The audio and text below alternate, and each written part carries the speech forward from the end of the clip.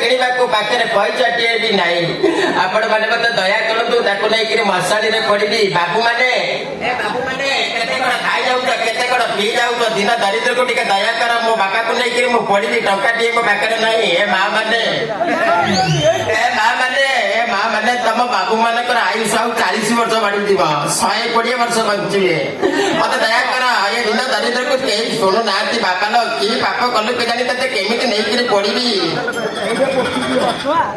ଠାକୁର ମୋ ଡାକ କାହିଁକି ଶୁଣୁନୁ? ଏ ଗରିବ ଲୋକକୁ କାହିଁକି ଏମିତି ହିନିମାନିଆ କରୁଛୁ? ବାପା ଲୋ, ତୁ ଚାଲିଗଲୁ, କେତେ ବଇଲାର କୁକୁଡ଼ା ମୋଡି ମୋଡିକିରି ମାରୁଥିଲୁ।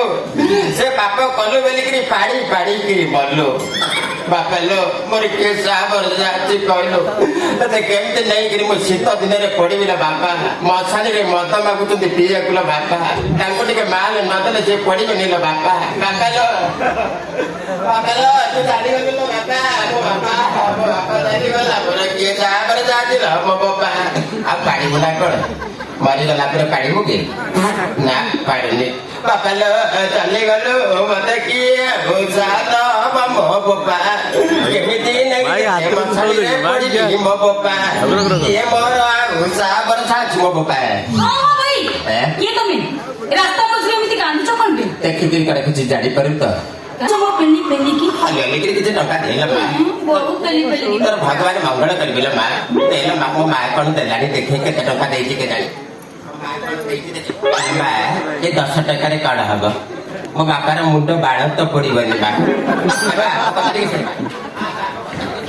ପଳେଇ ଯାଉଛି ବାପାଟା ପଚିଗଲାଣି, କାଲି ତାକୁ ପଡିବି ନେଇକିରି। ମତେ କିଛି ସାହାଯ୍ୟ କର ମା। ମଲା ଗଲା ସଂସାର, ଯିଏ ମଲା ସେ ଗଲା। ତାପରେ ଏମିତି ବଡ ଉପରେ କାନ୍ଦିଲେ କିଛି ଲାଭ ହବନି। ତମେ କାମ କର, ଏଇ 200 ଟଙ୍କା ରଖ। ଆଉ ମୋ ପାଖରେ ନାହିଁ, ମୁଁ ଯାଉଛି। ମା ଶୁଣ ମା, ତ ଅଧା ବୟସରେ ମରିଗଲା, ତାର କଣ ବୟସ ହେଇଥିଲା ମା? ଗୋଟେ କାମ କର ମା, 1000 ଟଙ୍କା ଖଣ୍ଡେ ଦେ। 1000 କେ ବୁଟେ ସେତିକି ରଖିବାର ଅଛି, ରଖୁନି। 200 ଟଙ୍କା ଦେଲୁ ମା, ତୋରି ଭଳିଆ 4-5ଟା ମାଇକିନାକୁ ଡାକିଦେଲ ମା। 200 ଦେଇଦେଲେ 1000 ଟଙ୍କା ହେଇଯିବ ମା। ଶୁଣୁ, କାର୍ତ୍ତିକ ମାସ ମା, ମାର୍ଗଶିର ମାସ ଦୟା କର ମା।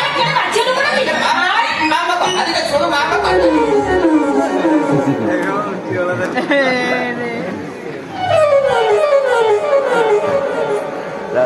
ବାପା ଉଠିଗଲେ, ବାପାଟା ବସିଗଲା।